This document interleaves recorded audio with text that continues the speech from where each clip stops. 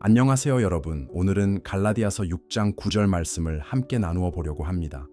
이 구절은 신앙생활에서 인내와 지속적인 선행이 얼마나 중요한지를 강조하며 낙심하지 않고 끝까지 믿음의 길을 걸을 것을 권면하는 본문입니다.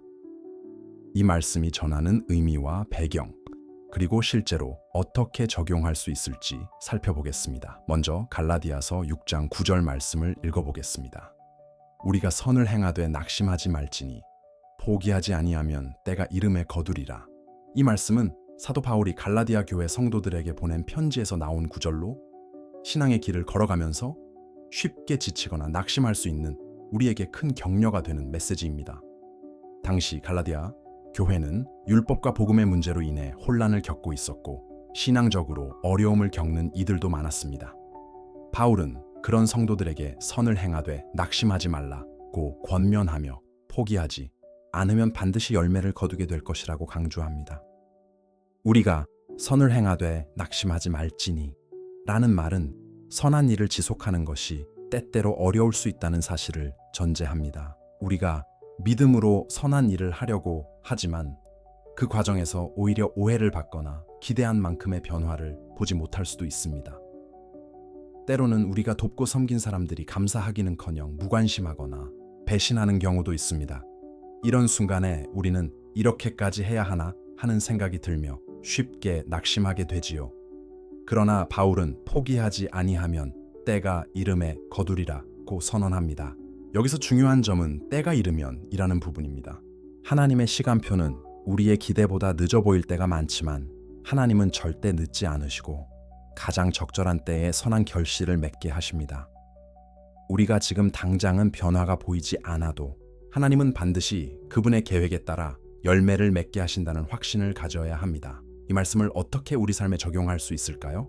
첫째, 낙심되는 순간에도 선한 일을 지속해야 합니다. 우리가 신앙생활을 하면서 기도하고 섬기고 인내하며 선한 일을 감당할 때 그 과정이 쉽지 않을 수 있습니다. 하지만 바울은 포기하지 말라고 강조합니다. 선한 일의 열매가 즉각적으로 나타나지 않을 수 있지만 하나님께서 신실하게 역사하고 계심을 믿으며 계속해야 합니다.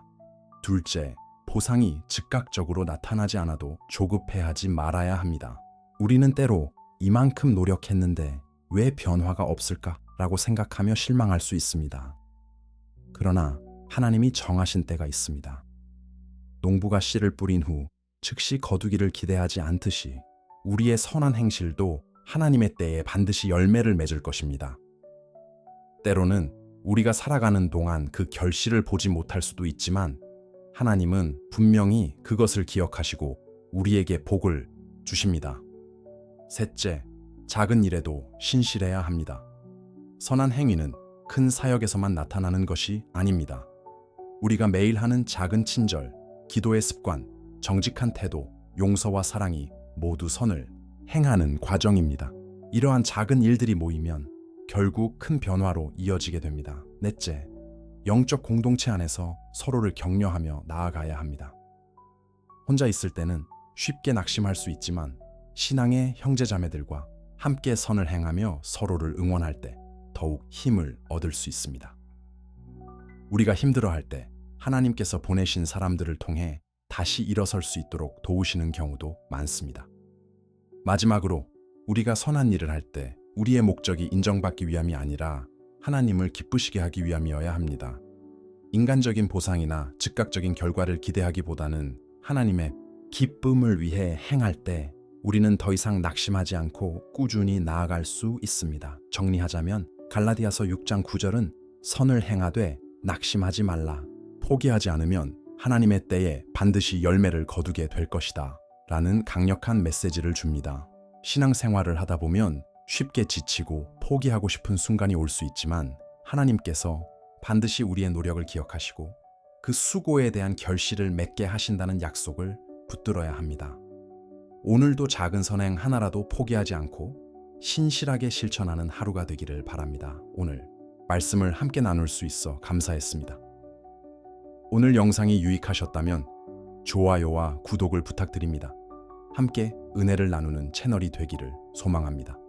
하나님이 여러분을 사랑하십니다. 감사합니다.